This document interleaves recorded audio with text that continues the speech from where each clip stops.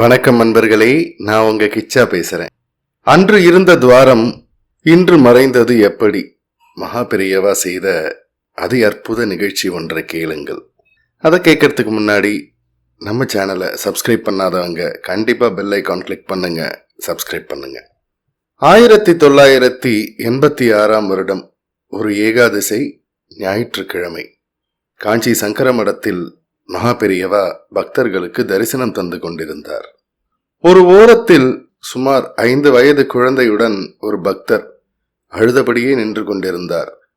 அப்போது மகா பெரியவாளுடன் எப்போதும் கூடவே கைங்கரியம் செய்து கொண்டிருக்கும் சந்திரமௌலி என்பவரும் திருச்சி ஸ்ரீகண்டன் என்பவரும் இருந்தனர்.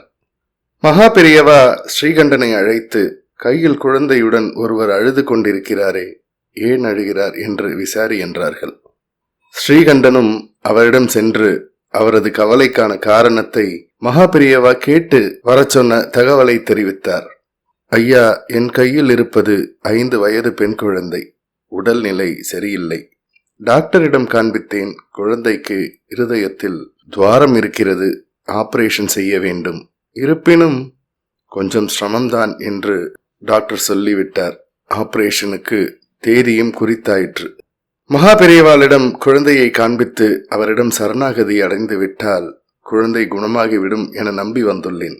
ஒருவேளை என் குழந்தைக்கு ஆபத்து என்றால் ஆபரேஷன் செய்து இறப்பதை விட மகா பெரியவாளின் பாதார விந்தங்களை அது அடையட்டுமே என்று கருதுகிறேன் என்றார். இந்த விஷயத்தை ஸ்ரீகண்டன் மகா பெரியவாளிடம் தெரிவித்தார். மகா பெரியவா உடனே குழந்தையை கொண்டு வரும்படி சொன்னார்கள். அந்த குழந்தையை ஆசீர்வதித்தார்கள். அருகில் இருந்த சந்திரமௌலியிடம் ஒரு மாம்பழத்தை கொடுத்து, இதில் சிறு துண்டை நறுக்கி குழந்தைக்கு கொடுக்க சொல், சரியாகிவிடும்.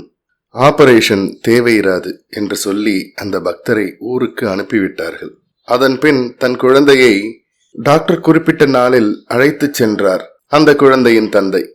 டாக்டர்கள் குழந்தையை பரிசோதித்த போது ஆச்சரியமடைந்தனர். இருதயத்தில் துவாரமா இந்த குழந்தைக்கா? இல்லையே என்றார்கள். அன்று இருந்த துவாரம் இன்று மறைந்தது எப்படி என்று குழந்தையின் தந்தையிடம் கேட்டார்கள். நடந்ததை விளக்கினார் அந்த தந்தை. டாக்டர்கள் ஆச்சரியப்பட்டார்கள். பின் மகா பெரியவாளிடம் வந்து நடந்ததை சொல்லி மகிழ்ச்சியுடன் ஆசி பெற்று சென்றார்கள். இதன் பின் 1994 மகா பெரியவா முக்தி அடைந்து விட்டார்கள். 2006 ஒரு வெள்ளிக்கிழமை அன்று ஒருவர் ஸ்ரீ மகா பெரியவாளின் அதிஷ்டானத்திற்கு வந்தார். அங்கு பூஜை செய்து கொண்டிருந்த சந்திரமௌலியிடம் திருமண பத்திரிகை ஒன்றை கொடுத்து, மகா பெரியவாளின் அதிஷ்டானத்தில் அதை வைத்து பிரசாதம் தாருங்கள் என கேட்டார். சந்திரமௌலியும் அவருக்கு மாம்பழம், துளசி, கற்கண்டு கொடுத்தார். வந்தவர் கண்களில் கண்ணீர். இவர் ஏன் அழுகின்றார்? ஒருவேளை புளிக்கிற மாம்பழத்தை கொடுத்து விட்டோம் என நினைத்து வருத்தப்படுகிறாரோ என சந்திரமௌலி நினைத்து அவரிடமே காரணத்தை கேட்டார். சுவாமி, நினைவிருக்கிறதா? 20 ஆண்டுகளுக்கு முன் உங்களிடம்தான் மகா பெரியவா ஒரு மாம்பழத்தை கொடுத்து இருதய நோயால் பாதிக்கப்பட்ட என் மகளுக்கு கொடுக்க சொல்லி குணமாக்கினார். அந்த குழந்தைக்குத்தான் இப்போது திருமணம். இன்றும் அதே போல் மாம்பழத்தை நீங்கள் தருகிறீர்கள். இதை மகா பெரியவா மீண்டும் உங்கள் மூலம் தரும் பிரசாதம் என்றே நினைக்கிறேன். குழந்தையை ஆசீர்வதியுங்கள் என்றார். வாழும் தெய்வமான மகா பெரியவா நம் அனைவரது மனதிலும் இதயக்கனியாக இன்றும் விளங்குகிறார் என்பதில் எந்த ஐயமும் இல்லை. ஜெய ஜெய சங்கர, ஹர ஹர சங்கர. இந்த பதிவு உங்களுக்கு பிடிச்சிருந்தா லைக் பண்ணுங்க, ஷேர் பண்ணுங்க, கமெண்ட் பண்ணுங்க. மறக்காம பெல் ஐகான் கிளிக் பண்ணுங்க, சப்ஸ்கிரைப் பண்ணுங்க. நன்றி அன்பர்களே.